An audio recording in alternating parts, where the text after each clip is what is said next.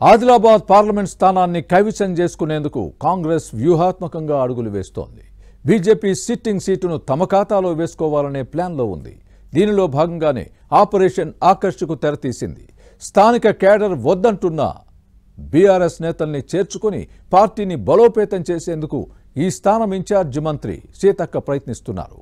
Car party నేతలు చేరికతో కాంగ్రెస్కు లాభమా నష్టమా అనే చర్చ సాగుతోంది. ఆదిలాబాద్ లోక్సభ స్థానంలో మారుతున్న రాజకీయ పరిణామాలపై ఇన్సైడ్ స్టోరీ.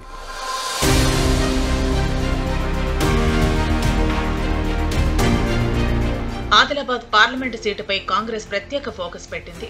బీజేపీ సిట్టింగ్ స్థానాన్ని కైవసం చేసుకునేందుకు వ్యూహాత్మకంగా అడుగులు వేస్తోంది. ఈ లోక్సభ స్థానం పరిధిలోని ఇంద్రవెల్లి నుంచే ఎన్నికల శంఖారావాన్ని పూరించారు ముఖ్యమంత్రి రేవంత్ రెడ్డి. ఇటీవల ఆదిలాబాద్, ఆసిఫాబాద్ జిల్లా కేంద్రాల్లో నిర్వహించిన జనజాతర బహిరంగ సభలు సక్సెస్ అయ్యాయి. జిల్లా ఇన్ఛార్జి మంత్రి సీతక్క ఇక్కడే మకాం వేసి హస్తం పార్టీ బలోపేతంపై దృష్టి పెట్టారు.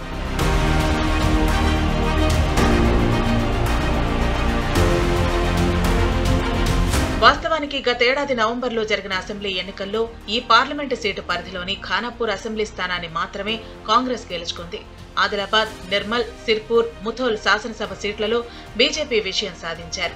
బోధ్, ఆసిఫాబాద్ అసెంబ్లీ స్థానాల్లో బీఆర్ఎస్ అభ్యర్థులు గెలిచారు. ఓట్ల పరంగా చూస్తే ఈ పార్లమెంటు స్థానంలో బీఆర్ఎస్ కు 4,64,000 ఓట్లు వస్తే బీజేపీకి 4,47,000 ఓట్లను సాధించింది. కాంగ్రెస్ కు 2,51,000 ఓట్లు మాత్రమే పోలయ్యాయి. సీట్లు, ఓట్ల పరంగానూ కాంగ్రెస్ 3వ స్థానానికి పరిమితమైంది. దీంతో లోక్సభ ఎన్నికల్లో గెలుపు తీరం చేరుకోవాలి అంటే బలమైన అభ్యర్థితో పాటు ఇతర పార్టీల నేతల చేరిక అవసరమని కాంగ్రెస్ అధిష్టానం భావించింది. అభ్యర్థి ఎంపిక నుంచే పకడ్బందీగా వ్యవహరించింది. పలువురు సీనియర్ నేతలు టికెట్ కోసం పోటీ పడ్డ వారందరినీ పక్కకు నెట్టింది. ఆదివాసీ ప్రజా ఉద్యమాల్లో కీలక పాత్ర పోషించిన ఉపాధ్యాయురాలు ఆత్రం సుగుణను అభ్యర్థిగా ప్రకటించింది.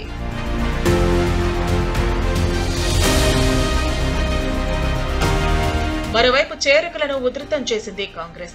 ఈ క్రమంలో సిర్పూర్ బీఆర్ఎస్ మాజీ ఎమ్మెల్యే కోనేరు కోనప్ప, ముథోల్ మాజీ శాసనసభ్యుడు విఠల్ రెడ్డితో పాటు ఇటీవల నిర్మల్ కు చెందిన మాజీ మంత్రి ఇంద్రకరణ్ రెడ్డి హస్తంగోటికి చేరారు. వీరే కాక కేంద్ర మాజీ మంత్రి వేణుగోపాలాచారి, మాజీ ఎమ్మెల్సీ పురాణం సతీష్ కుమార్, మాజీ ఎమ్మెల్యే రాథోడ్ బాపురావు సహా పలువురు బీఆర్ఎస్ ముఖ్య నేతలు, ప్రజాప్రతినిధులు కాంగ్రెస్ కండువా కప్పుకున్నారు. క్షేత్రస్థాయి క్యాడర్ భారీగా చేరుతోంది. దీంతో నేతల వలసతో బీఆర్ఎస్ బలహీనపడిందని భావిస్తున్నారు. ఆ ఓట్లన్నీ గంపగుత్తగా తమ అభ్యర్థికి పడతాయని కాంగ్రెస్ నేతలు ఆశిస్తున్నారు. అయితే బీఆర్ఎస్ నేతలు చేరినా ఆ ఓట్లు ఖచ్చితంగా హస్తం గుర్తుకే పడతాయన్న గ్యారంటీ లేదనే చర్చ సాగుతోంది. దీనికి తోడు బీఆర్ఎస్ నేతల చేరికల వ్యవహారం కాంగ్రెస్ లో గందరగోళానికి దారితీస్తోంది. పాత, కొత్త నేతల మధ్య గ్యాప్ కు కారణమవుతోంది. ప్రతిపక్షంలో ఉన్నప్పుడు ఎదిరించి కొట్లాడిన వారిని పార్టీలో చేర్చుకుని పెద్దపీట వేస్తున్నారనే అసంతృప్తి కాంగ్రెస్ క్యాడర్లో కనిపిస్తోంది.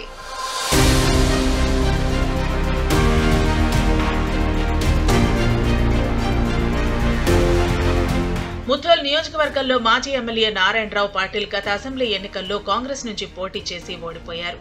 కొద్ది రోజుల క్రితం ఈ నేత ప్రత్యర్థి బీఆర్ఎస్ మాజీ ఎమ్మెల్యే విఠల్ రెడ్డి కాంగ్రెస్ లో చేరారు. దీంతో రెండు వర్గాల నేతలు ఎవరికి వారే యమునా తీరే అన్నట్టుగా వ్యవహరిస్తున్నారు. వేర్వేరుగా సమావేశాలు నిర్వహిస్తున్నారు. అటు బోధ్ నియోజకవర్గ ఇన్ఛార్జ్ గజానంద్కు ఇటీవల పార్టీలో చేరిన మాజీ ఎమ్మెల్యే రాథోడ్ బాపురావు మధ్య సఖ్యత లేదు. నిర్మల్లో డీసీసీ అధ్యక్షుడు శ్రీహర్రావుకు ఇటీవల కాంగ్రెస్ లో చేరిన మాజీ మంత్రి ఇంద్రకరణ్ రెడ్డి మధ్య చాలా గ్యాప్ ఉంది. ఇంద్రకరణ్ రెడ్డి చేరికను శ్రీహర్రావు వర్గం తీవ్రంగా వ్యతిరేకించి ఆందోళన చేసిన విషయాన్ని గుర్తుపెట్టుకోవాలి. అయినా ఇంద్రకరణ్ రెడ్డి కాంగ్రెస్ గూటికి చేరటాన్ని శ్రీహర్రావు వర్గం జీర్ణించుకోలేకపోతోంది. అటు ఆసిఫాబాద్ అసెంబ్లీ నియోజకవర్గంలో నేతల మధ్య ఆధిపత్య పోరు కొనసాగుతోంది. ఖానాపూర్, ఆదిలాబాద్, సిర్పూర్ నియోజకవర్గాల్లో హస్తం పార్టీకి కొంత సానుకూల పరిస్థితి ఉంది. కానీ బీజేపీని తట్టుకుని మెజార్టీ సాధించడం హస్తం పార్టీకి సవాల్గా మారుతోంది.